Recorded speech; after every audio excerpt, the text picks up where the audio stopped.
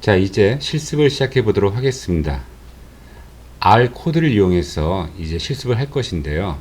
여기 보시면 우리가 R 중에서 패키지가 있는데 이 A 룰스라고 하는 패키지를 불러서 라이브러리로 올릴 겁니다. 그리고 데이터는 그로서리라는 데이터를 불러서 또 저장을 하고요.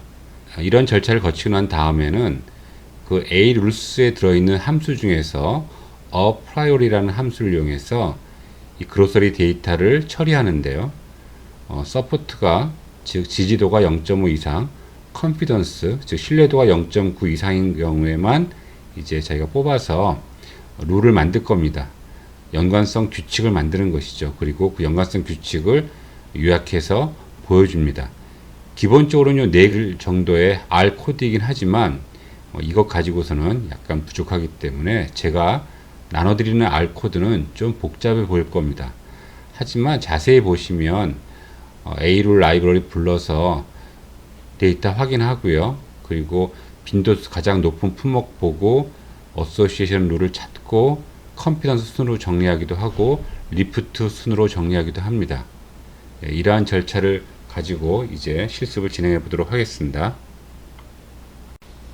우리가 분석할 그로서리 데이터입니다. 그로서리 데이터는 포스 파일에서 받아온 것인데 거래한 내역입니다. 여기 보시면 첫 번째 사람이 이 4가지 품목을 산 것입니다. 시트러스 과일하고 그 다음에 빵하고 마가린 그 다음에 수프를 샀네요. 두 번째 사람은 3가지를 샀고요. 하나만 사간 사람도 있고 굉장히 많이 산 사람도 있고요. 이렇게 해서 몇 명의 데이터냐면 무려 9,835건입니다. 거의 10,000건에 가까운 거래 내역을 가지고 우리가 연관성 규칙을 찾으려고 합니다. 저는 그 그로서리 데이터를 R이라고 하는 바탕화면에 R이라고 하는 폴더 안에다 집어넣습니다. 그리고 여러분들은 지금 다운을 받으신 어소시에이션 R 코드, R 스크립트죠. 이것을 더블 클릭하시면 열 수가 있습니다.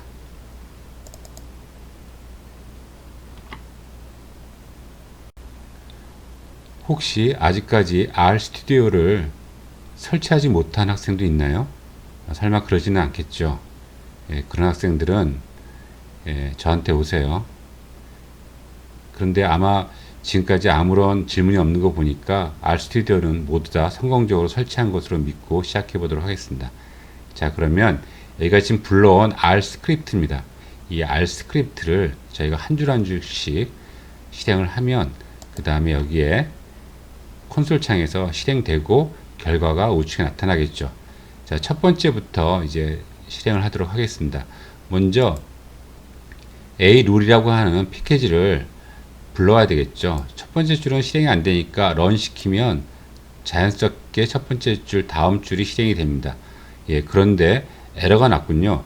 A 룰스라고 하는 패키지가 없다라고 되어 있습니다. A 룰스라고 하는 패키지를 설치를 하셔야 됩니다. 그래서 패키지에 가셔서 인스톨 누르시고요. 여기에 A 룰스 이렇게 써주시면 됩니다. 인스톨 하시면 됩니다.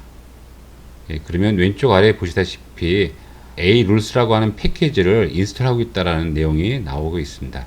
자, 이제 이 패키지가 정상적으로 잘 인스톨이 됐습니다. 그러면 다시 시작하도록 하겠습니다. 가셔서 런 합니다. 그러면 라이브러리로 A 룰스가 패키지가 로딩 됐습니다. 그리고 패키지가 부착되었다 이렇게 되어 있습니다. 무슨 말인지 잘 모르겠지만 어쨌든 우리는 그 다음 단계로 넘어가도록 하겠습니다.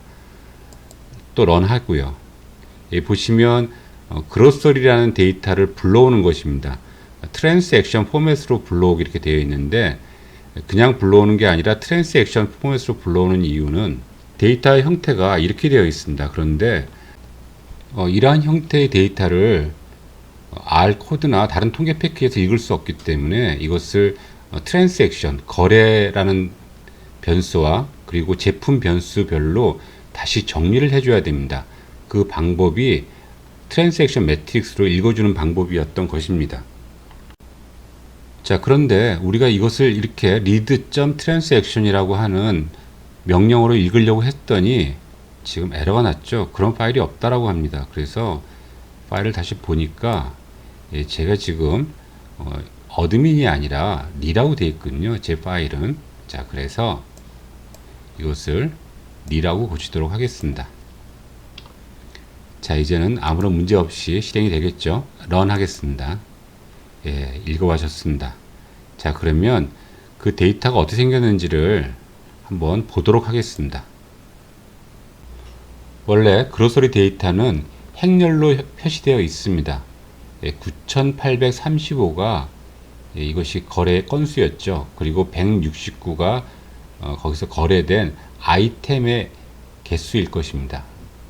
그래서 그로서리라는 것을 제가 쳐보면 행횟수가 9835개고 그리고 열횟수가 169개가 되고 있습니다. 다음은 클래스 그로서리를 실행해 보도록 하겠습니다. 그러면 그 그로서리라는 데이터가 트랜잭션, 거래별로 되어 있다 라는 뜻입니다. 그래서 여러분들이 데이터를 확인해 보도록 하겠습니다. 먼저 그로서리 데이터의 첫 번째 세 줄만 표시해 달라고 해보겠습니다. 그랬더니 첫 번째 사람이 산 아이템, 즉 제품들이 나와 있죠. 시트러스 과일하고 마가린, 그다음에 수프, 그다음에 빵이요. 두 번째 사람이 산 아이템, 세 번째 사람이 산 아이템, 이렇게 표시된 것을 알 수가 있습니다. 자, 다음번에는 이 그로서리 데이터를 서머리, 기초 통계량을 구하는 것입니다. 런을 시켜보도록 하겠습니다. 서머리한 결과를 좀 볼까요? 트랜잭션은 9835번 이제 벌어졌었고요. 그 중에서 홀 밀크가 2513개가 팔렸습니다. 그리고 기타 채소 1903번, 그 다음에 롤 1809건, 소다, 요거트, 뭐 이런 것들이 탑5 안에 들고 있습니다.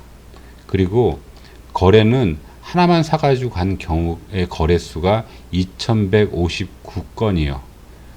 보통은 이제 사람들이 점점점 숫자가 줄어서 10건 정도, 10개의 아이템을 사간 경우가 246건이 되는 것이고요.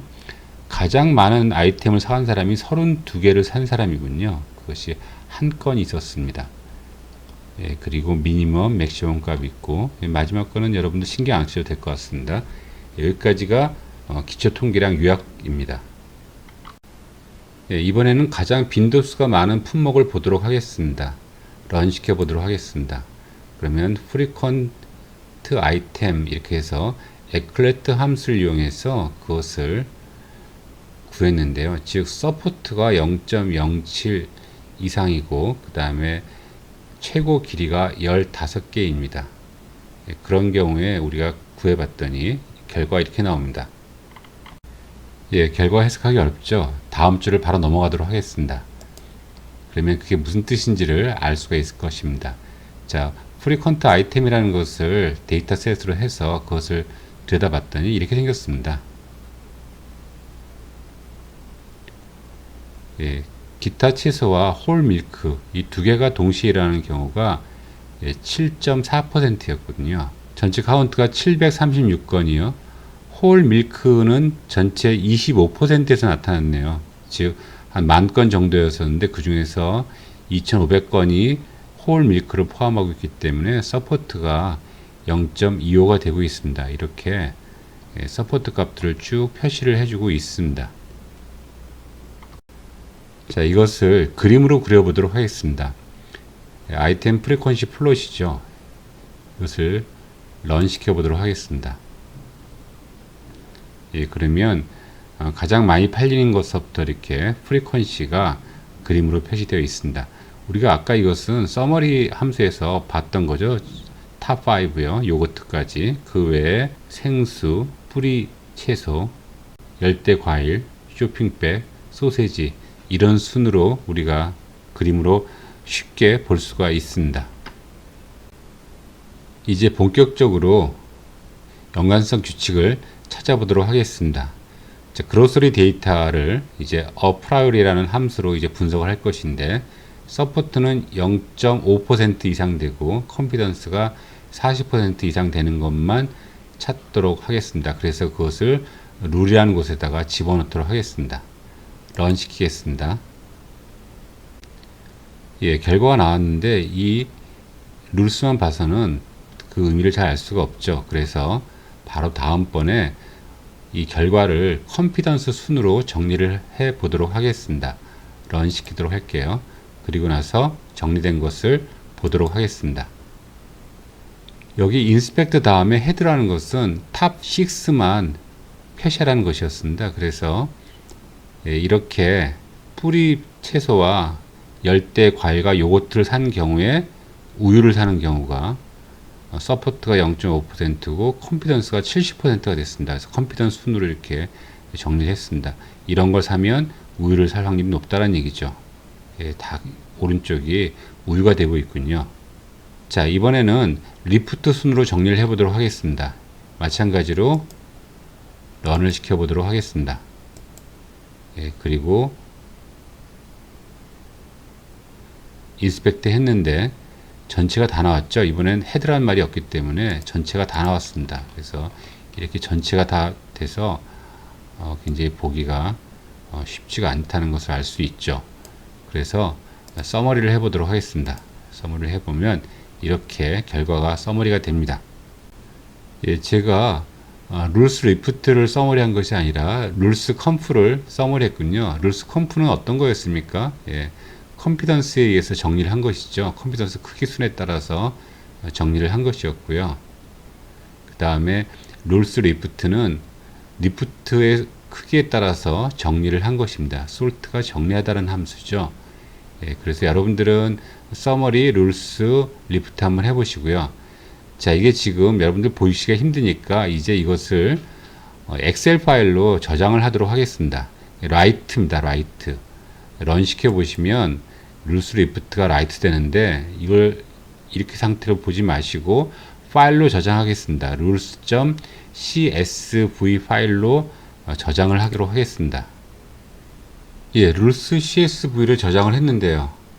여기 나와 있지가 않네요. 어디로 가 있을까요? 예, 룰스란 데이터를 찾아보도록 하겠습니다.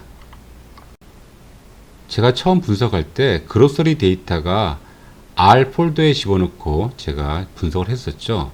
그래서 혹시 R 폴더에 집어넣어져 있는 것이 아닌지를 찾아보도록 하겠습니다. 예, 룰스 여기 있군요. 예, 오늘이 6월 19일이거든요. 그래서 이것을 열어보도록 하겠습니다.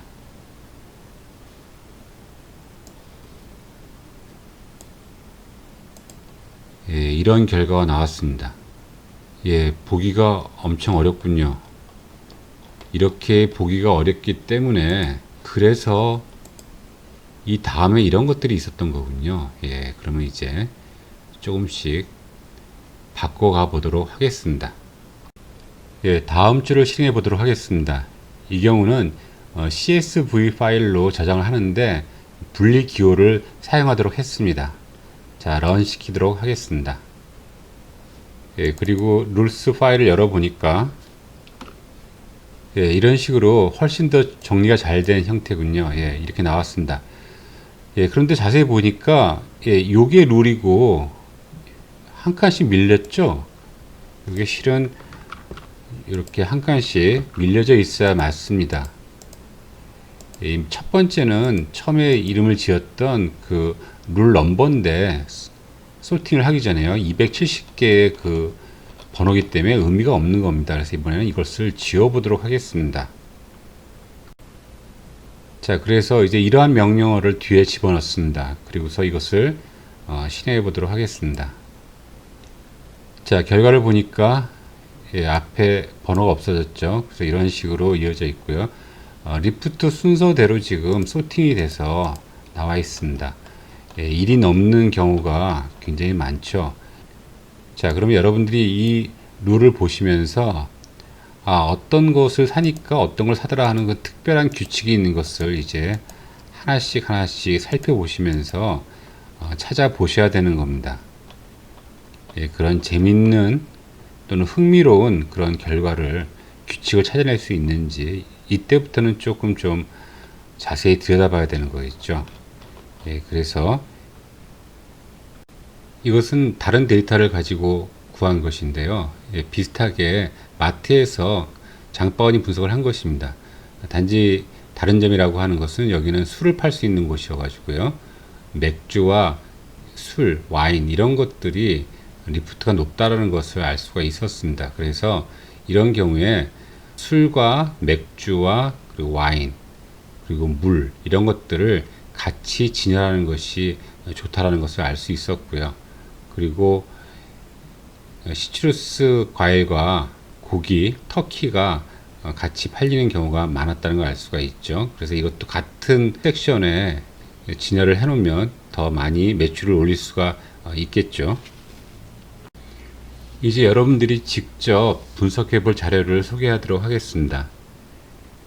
예, 화장품 샵에서 팔리는 것들의 장바구니 분석인데요. 저는 이제 화장품에 대해 잘 모르니까 이런 것들이 왜 같이 팔리는지에 대해서 잘 알지 못하지만 아마 학생 여러분들은 잘 아실 거라고 제가 기대를 하면서 이 문제를 예제로 냈습니다. 총 거래 건수는 거의 1000건에 해당되고 있죠. 그래서 화장품 가게에서 어떤 제품과 어떤 제품이 같이 잘 팔리는지 이러한 연관성 분석을 행하고요. 어떤 규칙들을 찾아내서 제출을 하시면 되겠습니다.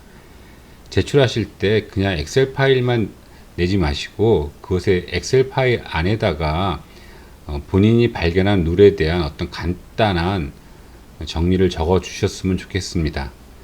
왜냐하면 이것이 여러분들의 기말고사를 대체하는 마지막 과제니까 여러분들이 제가 특별하게 어떻게 해라 말씀드리지 않아도 좀 성의를 다해서 리포트를 작성해 주시기를 부탁드립니다. 여러분 한 학기 동안 수고하셨습니다. 감사합니다.